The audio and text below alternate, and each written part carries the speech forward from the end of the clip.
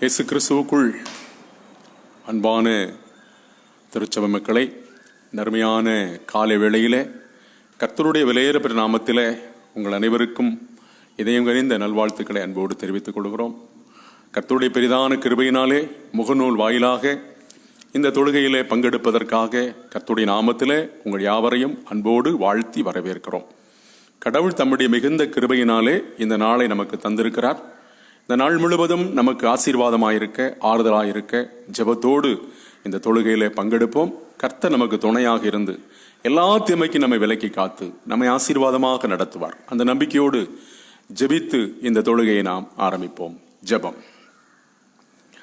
மகா பரிசுத்தரும் நீதிபரருமாயிருக்கிற அன்பின் பரலோக பிதாவே, அருமையான ஆசீர்வாதமான ஒரு புதிய காலை வேளையை காணும்படி கர்த்தர் எங்களுக்கு செய்த பெரிய கிருபைக்காக ஸ்தோத்திரம். 2021 வருஷம் ஏப்ரல் மாதம் 20 இன்று செவ்வாய்க்கிழமையின் காலை வேளைக்காக ஆண்டவரே உமக்கு நன்றி செலுத்துகிறோம். கடந்த இரவு மட்டுமாக எங்களை அன்போடு பாதுகாத்து இந்த புதிய காலை வேளையும் தந்த தயவுக்காக ஸ்தோத்திரம். கர்த்தர் எங்களோடு வருவீராக. கர்த்தருடைய ஆவியானவர் எங்களோடு வாசம் பண்ணுவீராக. உம்முடைய தெய்வீக பிரசன்னத்தால் எங்கள் அனைவரையும் நிரப்பி அருளுவீராக. தகப்பனே, முகநூல் வாயிலாக நடைபெறுகிற இந்த தொழுகையிலே தேவ பிரசன்னம் தங்கியிருக்கவும், தேவ ஆசீர்வாதம் உண்டாகவும் கர்த்தாவே நாங்கள் கெஞ்சி நிற்கிறோம். நீரே உம்முடைய ஆவியினால் எங்களை நிரப்பி இந்த தொழுகையை ஆசீர்வித்து தர வேண்டும் என்று எங்கள் ஆண்டவர் இயேசுவின் இனிய நாமத்தில் ஜெபிக்கிறோம். ஜெபம் கேளும் எங்கள் ஜீவனுள்ள நல்ல பிதாவே, ஆமேன். நமது ஆரம்பம் பிதா, குமாரன், பரிசுத்தாவி நாமத்தில் உள்ளது. ஆமேன். கர்த்தருக்கு துதியாகவும் இந்த தொழுகைக்கு ஆரம்பமாகவும் 626வது பாடலை பாடுவோம். எண்ணிலடங்கா ஸ்தோத்திரம் சுவாமி என்றென்றும் நான் பாடுவேன் என்ற பாடல்.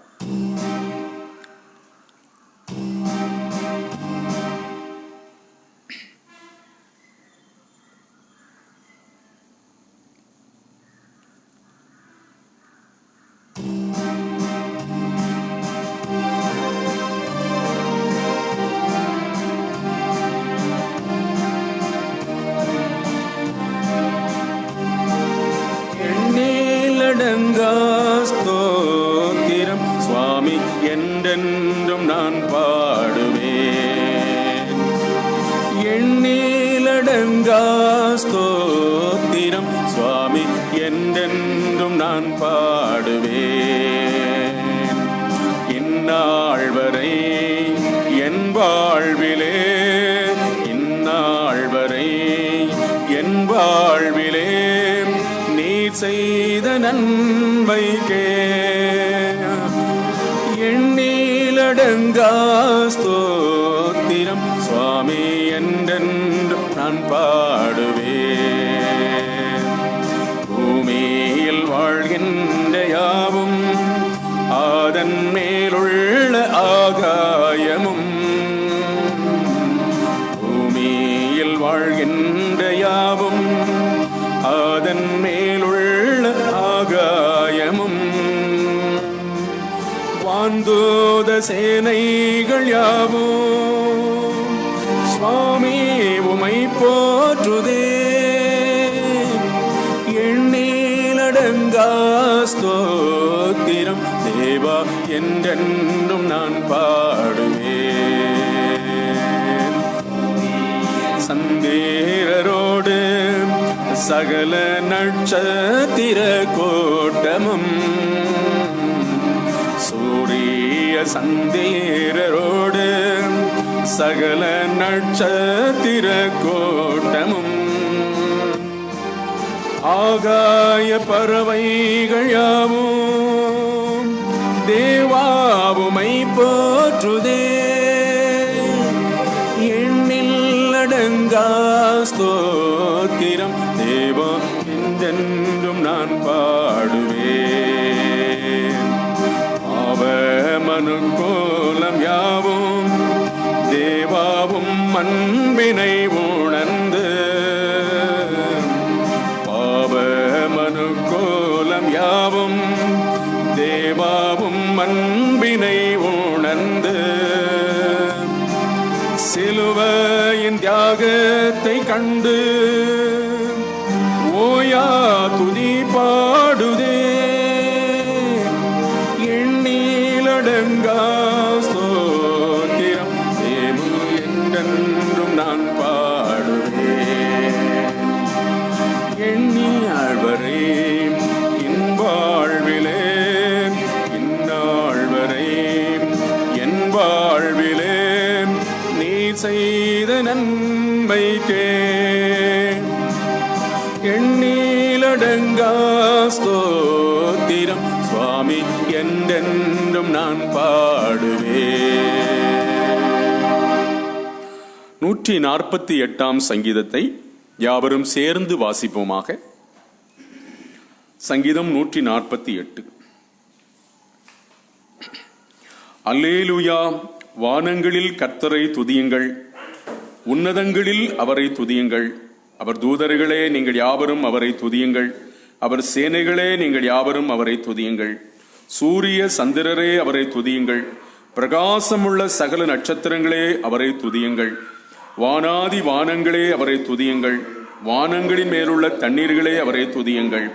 அவைகள் கர்த்தரின் நாமத்தை துதிக்க கடவது. அவர் கட்டளையிட அவைகள் சிருஷ்டிக்கப்பட்டன. அவர் அவைகளை என்றுமுள்ள சதா காலங்களிலும் நிலைத்திருக்க செய்தார். மாறாத நியமத்தை அவைகளுக்கு நியமித்தார். பூமியில் கர்த்தரை துதியுங்கள், வலு சர்ப்பங்களே, சகல ஆழங்களே, அக்னியே, கல்மழையே, உறைந்த மழையே, மூடுபனியே, அவர் சொற்படி செய்யும் பெருங்காற்றே, மலைகளே, சகல குன்றுகளே, கன்னிமரங்களே, சகல கேதிருக்களே, காட்டு மிருகங்களே, சகல நாட்டு மிருகங்களே, ஊரும் பிராணிகளே, இறகுள்ள பறவைகளே, பூமியின் ராஜாக்களே, சகல ஜனங்களே, பிரபுக்களே, பூமியின் சகல நியாயாதிபதிகளே, வாலிபரே, கன்னிகளே, முதியோரே, இளைஞரே, கர்த்தரை துதியுங்கள். அவர்கள் கர்த்தரின் நாமத்தை துதிப்பார்களாக. அவர் நாமமே உயர்ந்தது, அவர் மகிமை பூமியெங்கும் வானத்திற்கு மேலானது. அவர் தமது ஜனத்திற்கு ஒரு கொம்பை உயர்த்தினார். அவர் பக்தர் யாவரும் அவரை சேர்ந்த ஜனமாக இஸ்ரவேல் புத்திரரும் அவரை துதிப்பார்கள். அல்லேலூயா. பிதாவுக்கும் குமாரனுக்கும் பரிசுத்தாவிக்கும் மகிமை உண்டாவதாக. ஆதியிலும் இப்போதும் எப்போதுமான சதா காலங்களாய் இருக்கிறபடியே ஆமேன். இன்றைய நாளுக்குரிய திருமறை பகுதிகளை நாம் வாசிக்க கேட்கலாம். முதல் பகுதியாக நிருப வாக்கியம் வாசிக்க கேட்போம். பவுலடியார் பிலிப்பியருக்கு எழுதிய நிருபம் 3ஆம் அதிகாரம் வசனங்கள் 12 முதல் 16 வரையிலான வசனங்களிலே குறிப்பிடப்பட்டிருக்கிறது. வாசிக்க கேட்போமாக.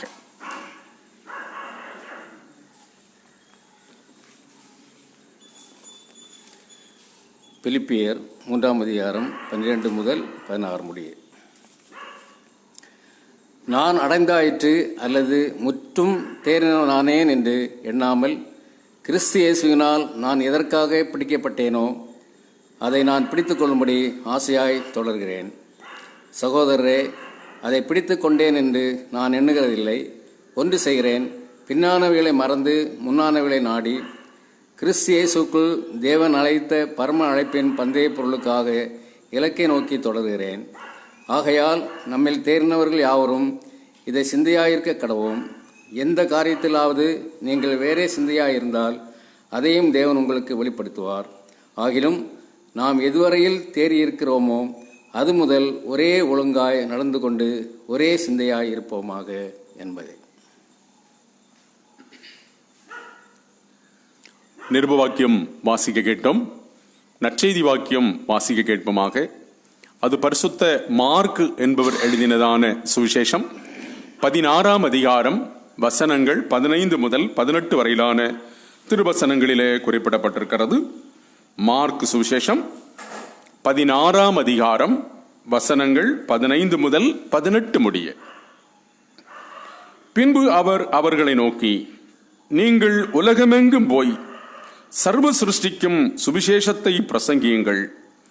விசுவாசமுள்ளவனாகி ஞானஸ்நான பெற்றவன் ரட்சிக்கப்படுவான். விசுவாசியாதவனோ ஆக்கினைக்குள்ளாக தீர்க்கப்படுவான். விசுவாசிக்கிறவர்களால் நடக்கும் அடையாளங்களாவன.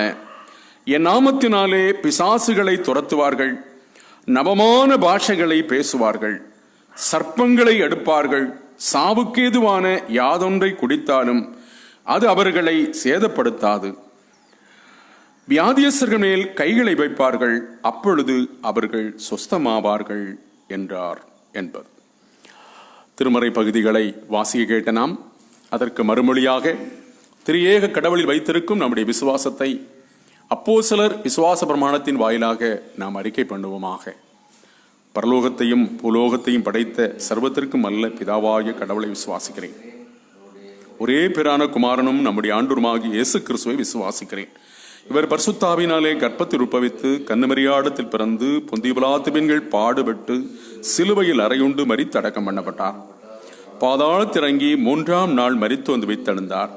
பரமண்டலத்துக்கு ஏறி சர்வத்திற்கும் அல்ல பிதாவாய கடவுளின் வலதுபார்சில் வைத்திருக்கிறார்.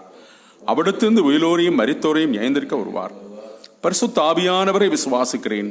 பொதுவான பரிசுத்த கிறிஸ்து சபையும் பரிசுத்தவான்களுடைய ஐக்கியமும் பாவ மன்னிப்பும் சரீர உயிர்த்தெழுதலும் நித்திய ஜீவனும் உண்டென்று விசுவாசிக்கிறேன். ஆமேன்.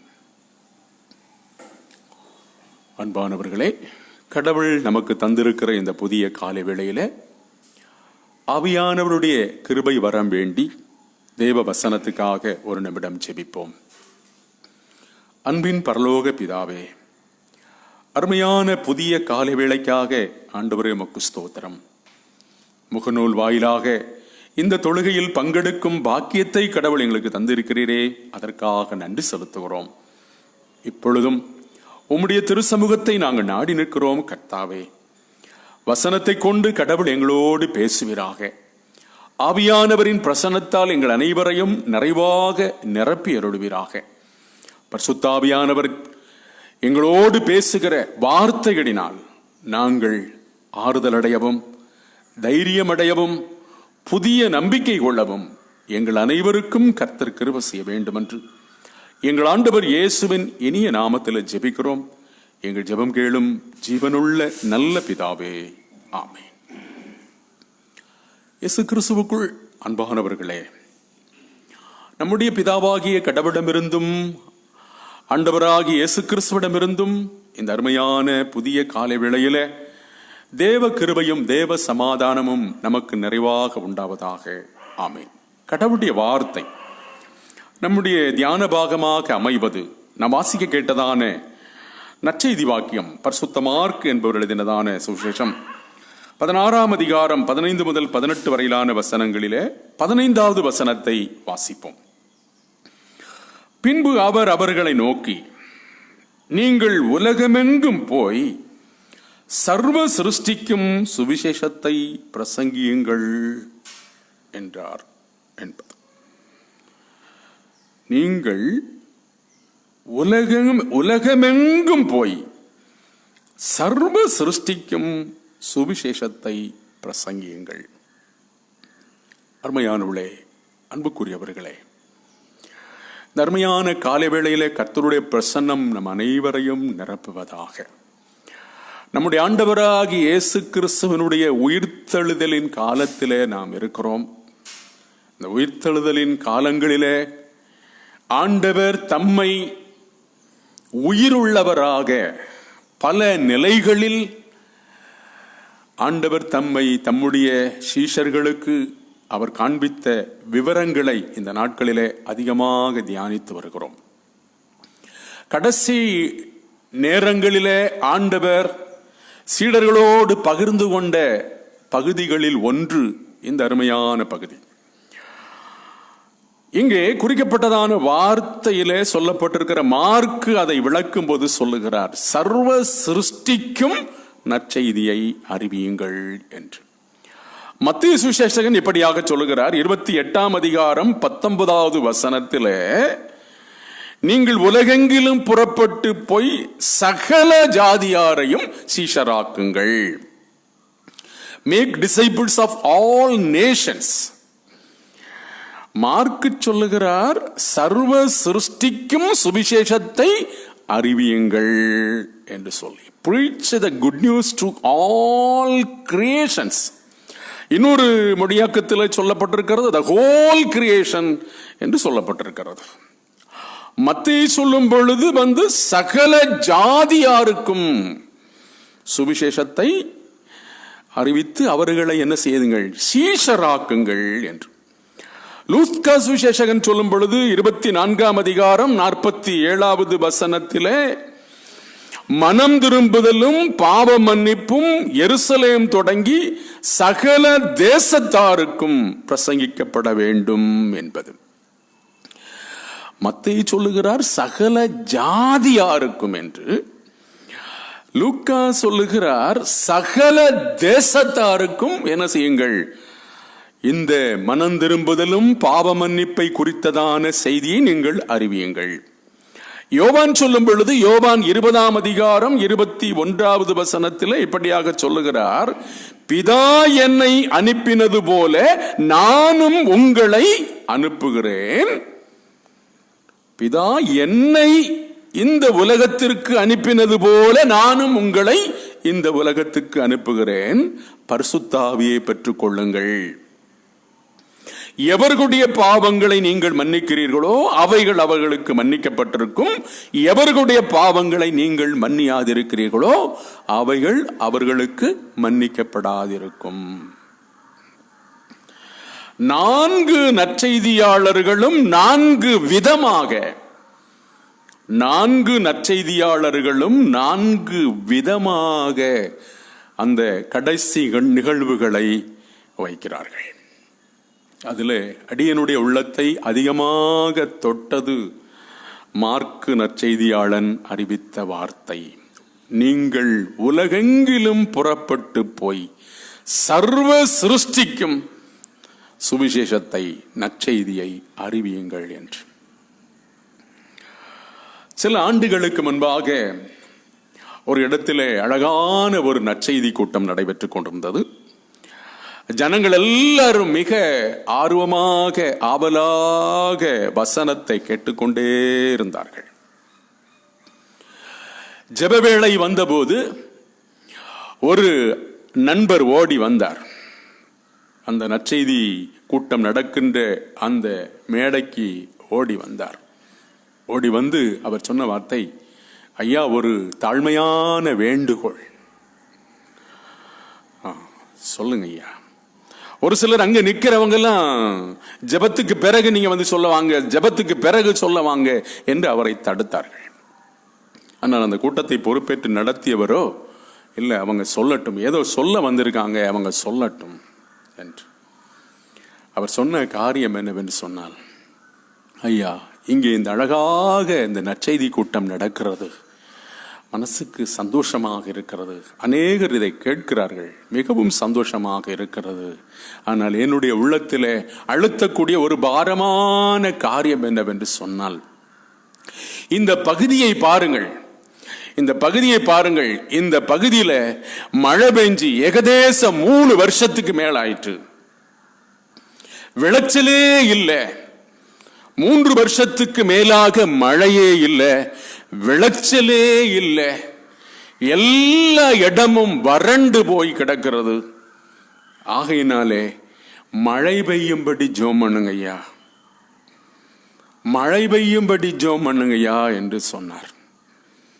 அருமையானவர்களே, அன்புக்குரியவர்களே, அந்த வார்த்தை அங்கே உள்ள அத்தனை உள்ளங்களையும் மனசுகளையும் அது ஆழமாக தொட்டது.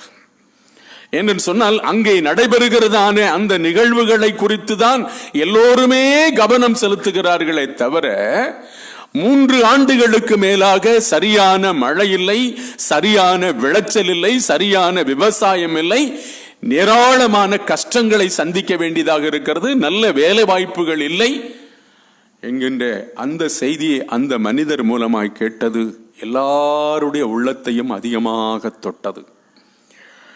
நீங்கள் நம்புவீர்களோ நம்ப மாட்டீர்களோ தெரியாது, அந்த நற்செய்தி கூட்டம் நடந்த 3 நாளைக்குள்ளே அங்கே அருமையான விதத்திலே மழை பெய்தது. ஆம் பிரியமானவர்களே, இதை ஏன் சொல்லுகிறேன் என்று சொன்னால், அங்கே நடைபெற்றதான அந்த நற்செய்தி கூட்டம் வெறும் விழாவாக மாத்திரம் நடைபெற்றது போல தோன்றியது. ஆனால் அங்கே குறிப்பிட்ட அந்த ஒரு நபருடைய உள்ளத்திலே தொட்ட அந்த வார்த்தை பரலோகத்தையே அசைத்தது. ஆகையினால் அந்த சுற்றுவட்டாரம் முழுவதும், அந்த முழு இயற்கையுமே என்ன செய்தது? மகிழ்ச்சி அடைந்தது, பிறகு வேலை வாய்ப்புகள் எல்லாம் வந்தது. எல்லா வேலைகளும் அங்கே ஆரம்பமாயின. அருமையானவர்களே, அன்புக்குரியவர்களே, நம் ஆண்டவர் பணித்ததான பணிப்பு என்னவென்று சொன்னால், மார்க்கு நற்செய்தியாளனை குறித்து மூலமாய் வெளிப்படுகிற காரியம், நீங்கள் உலகெங்கிலும் புறப்பட்டு போய், நீங்கள் உலகமெங்கும் போய் சர்வ சிருஷ்டிக்கும் நற்செய்தியை, சுவிசேஷத்தை அறிவியுங்கள் என்று சொல்லி, நம்முடைய ஆண்டவராகிய இயேசு கிறிஸ்துவின் பணிக்காலங்கள் எல்லாம் பாருங்க, எங்கேயுமே அவர் அதிகமாக 4 சுவர்கள் அடங்கிய கட்டடத்திற்குள்ளே நின்று நற்செய்தியை அறிவித்த விதத்தை நாம் குறைவாகத்தான் பார்க்கிறோம். ஜெபாலயங்களுக்கு சென்று ஆண்டவர் நற்செய்தியை அறிவித்தார் என்று நற்செய்தி புஸ்தகத்திலே அதிகமாக வாசிக்கிறோம். அது ஒரு பக்கம் இருந்தாலும் ஆண்டவருடைய பணிக்காலம் எல்லாம் பாருங்கள், கடற்கரை ஓரங்கள், அமர்ந்த அருமையான புல்வெளிகள், மலைப்பகுதிகள், இப்படிப்பட்ட வனாந்தரமான இடங்கள், இப்படிப்பட்ட இடங்களிலே போய்தான் நின்று ஜனங்களை பார்த்து அவள் எல்லாருக்கும் கர்த்தருடைய வார்த்தையை மிக அருமையாக ஆண்டவர் அறிவித்தார். வேதாகமத்தில் சொல்லப்பட்டிருக்கிற பல காரியங்களை பாருங்கள். ஆண்டவருடைய வருகை பற்றி சொல்லும் பொழுது மிக அருமையாக சொல்லப்படுகிறது. 95, 96, 97 ஆகிய சங்கீதங்களில் எல்லாம் நீங்கள் வாசிப்பீர்களானால், குறிப்பாக 96, 97 சங்கீதங்களிலே வாசிப்பீர்களானால், ஆண்டவருடைய வருகை பற்றி வாசிக்கும் பொழுது, அப்பொழுது காட்டு மரங்கள் எல்லாம் கம்பீரிக்கும், காட்டு மரங்கள் எல்லாம் கம்பீரிக்கும், மலைகள் எல்லாம் கம்பீரிக்கும், பள்ளத்தாக்குகள் எல்லாம் நிரப்பப்படும், எல்லாம் சமமாகும், கரடு முரடானவை எல்லாம் சமமாகும், பள்ளங்கள் எல்லாம் நிரப்பப்படும், மலைகள் எல்லாம் என்ன செய்யும்? மகிழ்ச்சி அடையும், கம்பீர சத்தமிடும் என்று. அருமையானவர்களே, அன்புக்குரியவர்களே, மனித குலத்தை மாத்திரம் இங்கே குறிப்பிடவில்லை, இந்த முழு உலகத்தையும் ஆண்டவர் குறித்து நற்செய்தியாளனை கொண்டு கடவுள் அருமையான இந்த கால வேளையிலே நமக்கு சொல்லுகிறார். எல்லா தரப்பினருக்கும், மலைகளுக்கும், குன்றுகளுக்கும், பள்ளத்தாக்குகளுக்கும், சமவெளிகளுக்கும், பாலை நிலங்களுக்கும், பனிப்பிரதேசங்களுக்கும், காடுகளுக்கும், மேடுகளுக்கும், சூரியனுக்கும், சந்திரனுக்கும், நட்சத்திரங்களுக்கும், வானாதி வானங்களுக்கும், அத்தனைக்கும் நற்செய்தியை அறிவியுங்கள், அத்தனைக்காக பிரார்த்தனை செய்யுங்கள் என்று நாம் அருமையான பாடலை பாடினோம். எண்ணிலடங்கா ஸ்தோத்திரம் தேவா என்றென்றும் நான் பாடுவேன். ஒவ்வொரு வரியும் பாருங்கள், இந்த முழு இயற்கையவே கடவுளை துதிப்பதற்காக அழைக்கிற ஒரு அருமையான பாடல். நாம் வாசித்தோமே அருமையான ஒரு சங்கீதம், 148ஆம் சங்கீதம். அந்த சங்கீதத்தை பொறுமையாக இன்னும் வீட்டில் இருக்கும்போது வாசித்து பாருங்கள், மிக அருமையாக இருக்கும். அதில் சொல்லப்பட்டிருக்கிற வார்த்தைகள் அடியனுடைய மனதை அதிகமாக தொட்டது. வானங்களே அவரை துதியுங்கள், சூரியனே, சந்திரனே, நட்சத்திரங்களே அவரை துதியுங்கள், வானாதி வானங்களே துதியுங்கள், தண்ணீர்களே துதியுங்கள், அக்னியே, கல்மழையே, மலைகளே, குன்றுகளே, காட்டு மிருகங்களே, நாட்டு மிருகங்களே, ஊரும் பிராண்டிகளே, ஆகாயத்து பறவைகளே, அதோடு விட்டுவிடாமல் ராஜாக்களே, அரசர்களே, அதோடு விட்டுவிடாமல் வாலிபரே, கன்னியரே, முதியோரே, இளைஞோரே, சிறியோரே, எல்லாரும் என்ன செய்யுங்கள்? கர்த்தரை துதியுங்கள். ஆம், அருமையான என் ஆண்டோடி மக்களே, அன்புக்குரியவர்களே, நம்மை கடந்து நாம் சார்ந்து வாழுகிறதான, நம்மை சார்ந்து வாழுகிறதான இந்த உலகத்தையும் உலகத்தினுடைய இயற்கையும் பாருங்கள். எல்லா இடங்களிலும் என்ன செய்யப்படுகிறது? இயற்கையே அழிக்கப்படுகிறது. அதில் உள்ள கனிம வளங்களெல்லாம் சூறையாடப்படுகிறது, வனங்களெல்லாம் அழிக்கப்படுகிறது, பறவை இனங்களெல்லாம் ஒழிக்கப்படுகிறது, அநேக அற்புதமான மிருக ஜீவன்கள் எல்லாம் ஆங்காங்கே பராமரிப்பின்றி செத்து மடிகிறது. அருமையானுடைய அன்புக்குரியவர்களை, இயற்கையாக கடவுள் தந்திருக்கிற மலைகளை சுற்றி பாருங்கள். அவ்வப்போது என்ன செய்யும்? பயங்கரமான தீ பற்றி எரியும். வெளிநாடுகளிலே, குறிப்பாக அமெரிக்கா போன்ற வல்லரசு போன்ற நாடுகளிலிருந்து வரக்கூடிய செய்திகள் எல்லாம் பார்ப்பீர்களானால் நாட்கணக்காக, மாதக்கணக்காக வனங்கள் எல்லாம் எரிந்து சாம்பலாய் கொண்டிருக்கின்றதாம். இந்த காலை வேளையிலே கர்த்தருடைய வார்த்தை நமக்கு வருகிறது. சர்வ சிருஷ்டிக்கும் நற்செய்தியை அறிவித்து என்ன செய்யுங்கள்? தேவநாமத்தை பிரஸ்தாபப்படுத்துங்கள். நாம் நிருப பகுதியிலே வாசித்தோம். பவுலடியாருடைய அந்த ஆதங்கம் என்ன சொல்லுகிறார்? நான் எதற்காக பிடிக்கப்பட்டனோ அதை பிடித்துக் கொள்வதற்காக நான் என்ன செய்கிறேன்? இலக்கை நோக்கி தொடர்கிறேன். நற்செய்தி அறிவிப்பதுதான் என்னுடைய தலையாய கடமை. அது என் மீது விழுந்த பாரம், என் மீது விழுந்த கடமை என்று சொல்லி பவுலடியார் சொல்லுகிறார்.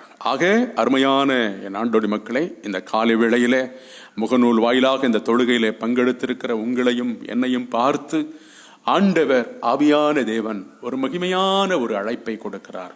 சர்வ சிருஷ்டிக்கும் நற்செய்தி அறிவிக்கிறவர்களாக ஆகுங்கள். சகல சிருஷ்டிகளுக்கும் பிரார்த்தனை செய்யுங்கள். சகல சிருஷ்டியும் மகிழட்டும், சகல சிருஷ்டியும் சந்தோஷப்படட்டும்.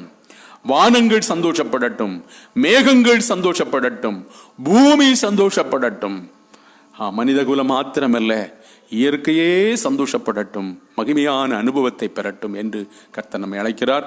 இந்த அருமையான அழைப்புக்கு செவி கொடுத்து நம்முடைய பணியை ஊக்கமாக தொடருவோம். கர்த்தர் நமக்கு துணையாக இருந்து எல்லா நிலைமையிலும் நம்மை பாதுகாத்து இந்த இயற்கையும் நமக்கு ஆசீர்வித்து தந்து நம்மை மகிமையாக வழி நடத்துவாராக. ஆமேன். எல்லா புத்திக்கும் மேலான தேவ சமாதானம் நம்முடைய இருதயங்களையும் சிந்தனையும் கர்த்தராகிய கிறிஸ்து இயேசுவுக்குள் நித்தமும் காத்து நடத்துவதாக. ஆமேன். 472வது பாடலை பாடுவோம். பகலோன் கதிர் போலுமே இயேசுவின் ராஜரீகமே என்கின்றதான அந்த அருமையான ஞான பாடலை பாடுவோம்.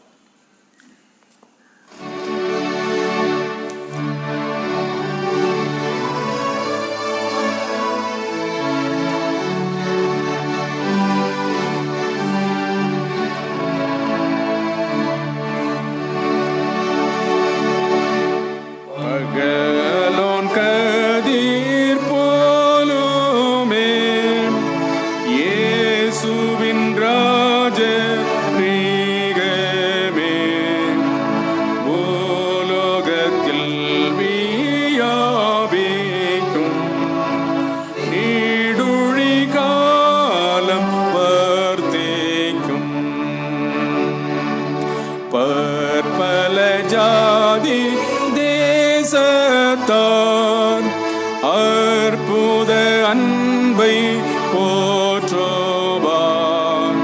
பாலரும் இன்ப ஓசையாய் ஆராதிப்பார் சந்தோஷமா. நன்மீட்பர் ராஜ்யம் எங்கோமே சிரேஷ்ட பாக்யம் தங்கோமே. தோன்புற்றோராரி தேரோவான் தீக்கற்றோர் வாழ்ந்து போரேப்பான். பூலோகமாந்த யாவரும் வானோரின் சேனை தேரடும் சாஷ்டாங்கம் செய்து போற்றுவார். நீர் வாழ்கிறா என்பார். ஆமென். ஜெபிப்போம்.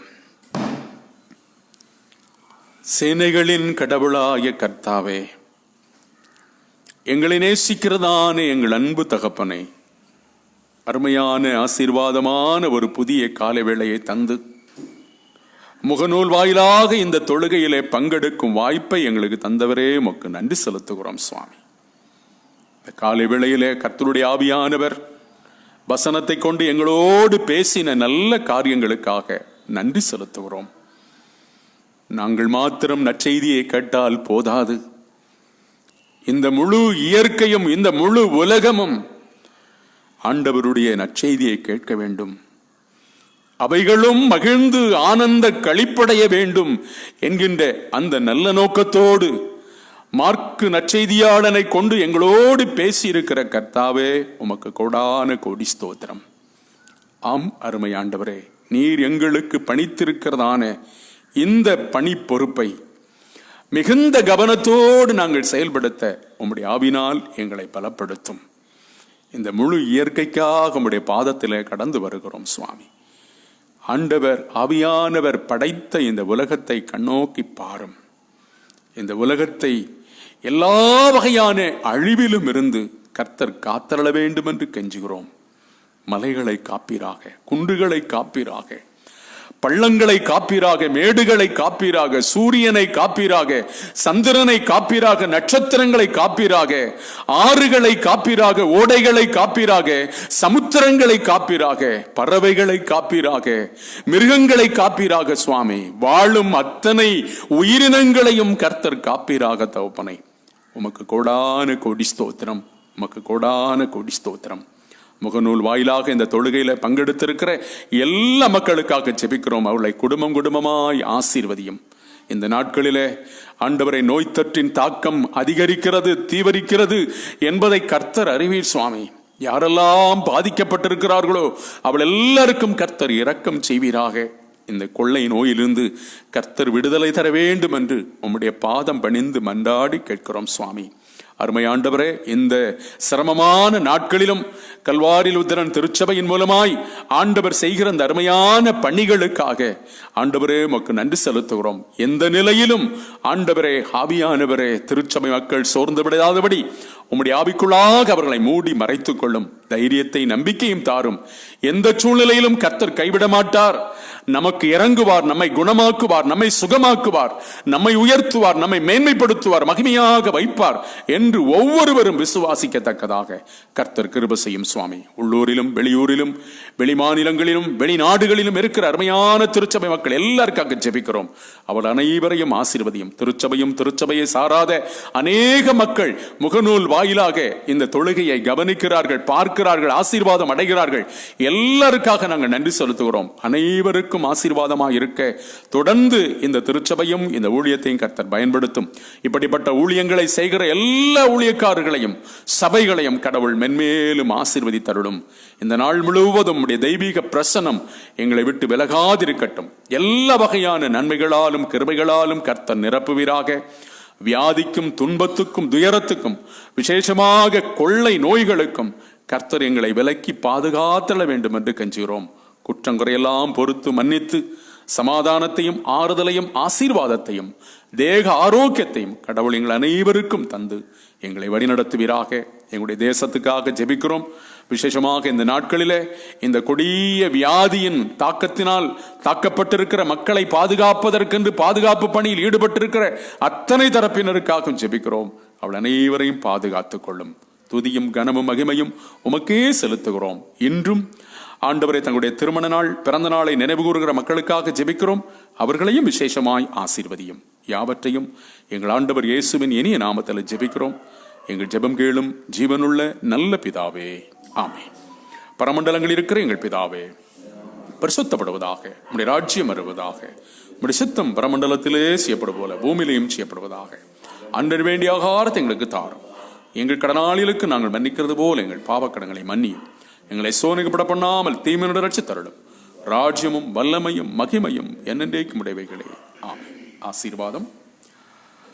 நமது கர்த்தராயிருக்கிற இயேசு கிறிஸ்துவின் கிருபையும் பிதாவாகிய கடவுளின் அன்பும் பரிசுத்த ஆவியின் ஆளுகையும் வழி நடத்தலும் இப்போதும் எப்போதும் உங்கள் அனைவரோடும் தங்கி தரித்திருப்பதாக. ஆமென். ஆத்துமாவே கர்த்தரை ஸ்தோத்தரி, என் முழு உள்ளமே ஒரு பரிசுத்த நாமத்தை ஸ்தோத்தரி. என் ஆத்துமாவே கர்த்தரை ஸ்தோத்தரி, அவர் செய்த சகல உபகாரங்களையும் மறவாதே. ஆமென். சமாதானத்தின் கடவுள் உங்கள் அனைவரோடும் இருப்பாராக. ஆமென். அன்பானவர்களே, இந்த நாட்களிலே இந்த நோய் தொற்றின் காரணமாக அரசு பல்வேறு வகையான கட்டுப்பாடுகளை நமக்கு மீண்டும் அறிவுறுத்தி வருகிறது. ஆகையினாலே அவை எல்லாவற்றையும் மனதில் கொண்டு சபையாருடைய நலன்கள் மீதும் அக்கறை கொண்டு திருச்சபை எடுக்கிற முடிவுகளுக்கும் திருச்சபை அறிவிக்கிற அறிவிப்புகளுக்கும் சபையார் ஒத்துழைப்பு தர வேண்டும் என்று உங்களை அன்போடு கேட்டுக்கொள்கிறோம். தினமும் காலை 7 மணிக்கு முகநூல் வாயிலாகவே இந்த தொழுகை நடைபெறும். மற்றவர்களையும் குடும்பமாக இருந்து கேட்கும்படியாக கர்த்தருக்குள் நாங்கள் உங்களை அன்போடு கேட்டுக்கொள்கிறோம். நாளை புதன்கிழமை மாலை ஆலயத்திலே ஆராதனை நடைபெறாது, முகநூல் வாயிலாகவே இந்த ஆராதனை நடைபெறும் என்பதை உங்களுக்கு அன்புடன் அறிவிக்கிறோம். அதே வேளையில் ஒவ்வொரு ஞாயிற்றுக்கிழமை தோறும் சிறப்பு ஊரடங்கு அரசு விதித்திருக்கிறபடியால், கட்டளையிட்டிருக்கிறபடியால் நாம் அதற்கும் கட்டாயப்படுத்தப்பட்டிருக்கிறோம். ஆகையினாலே அதை முன்னிட்டு வருகின்றதான சனிக்கிழமை காலை சரியாக 7 மணி முதல் 8 மணி வரையிலும் 1 மணி நேரம் அந்த சிறப்பு ஆராதனை நடைபெறும். ஆகையினாலே மற்றவர்களுக்கும் சொல்லுங்கள், நீங்களும் கடந்து வந்து அந்த சிறப்பு ஆராதனையில் பங்கெடுங்கள். இப்படியாக பங்கெடுத்து தேவநாமத்தை மேம்படுத்துங்கள், ஜெபியுங்கள். கடவுள் நல்ல சூழ்நிலைகளை கர்த்தர் வாய்க்க பண்ணி தருவார். கர்த்தர் உங்கள் அனைவரையும் ஆசீர்வதிப்பாராக. விசேஷமாக இன்று தங்களுடைய பிறந்த நாள், திருமண நாளை நினைவு கூறுகிற மக்களையும் நாங்கள் மனதார வாழ்த்துகிறோம். கர்த்தர் உங்களையும் நிறைவாக ஆசீர்வதிப்பாராக. ஆமென். நன்றி.